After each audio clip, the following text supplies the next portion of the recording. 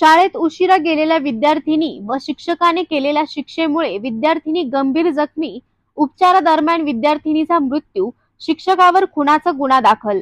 कोपरगाव तालुक्यातील घटनेमुळे सर्वत्र खळबळ.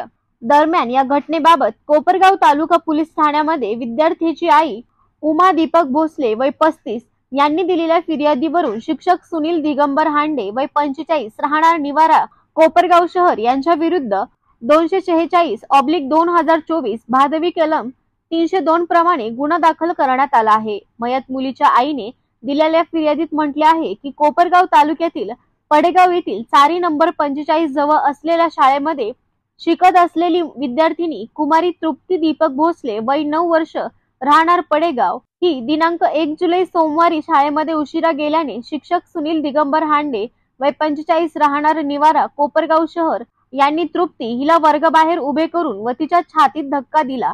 ती पायऱ्यावरून खाली घसरून पडली व यात ती गंभीररित्या जखमी झाली. तसेच तिला पुढील उपचारार्थ रुग्णालयात दाखल करण्यात आले होते. उपचारादरम्यान विद्यार्थिनी तृप्ती हिचा दुर्दैवी मृत्यू झाला. तसेच शिक्षकांनी केलेल्या मारहाणीमुळेच मुलीचा मृत्यू झाला असल्याच्या तक्रारी अर्ज मुलीच्या आईने माननीय न्यायालयात दाखल केला होता.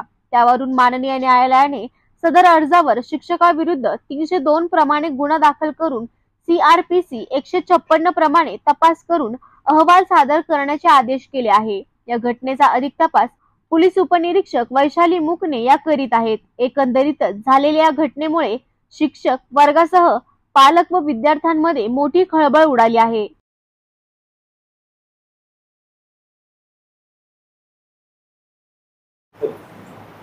दिनांक 1/4/2018 रोजी पडेगाव येथील फिर्यादी यांची मुलगी ही जिल्हा प्राथमिक शाळेमध्ये दुसरी इयत्तामध्ये शिकत असताना तिला शाळेत जाण्यासाठी वेळ झाला.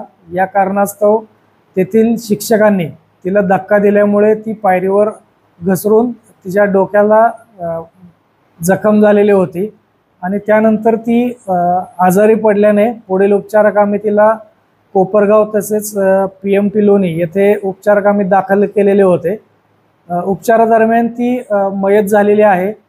त्याच्यानंतर यातील फिर्यादी यांनी माननीय न्यायालयामध्ये 156(3) अन्वये यातील आरोपी यांच्या विरुद्ध गुन्हा दाखल होण्यासाठी अर्ज दिल्याने मान्य न्यायालयाच्या आदेशाने आज रोजी कोपरगाव तालुका पोलीस ठाणे येथे सदर शाळेचे शिक्षक यांच्या विरुद्ध भादवी कलम 302 अन्वये गुन्हा दाखल करण्यात आलेला आहे.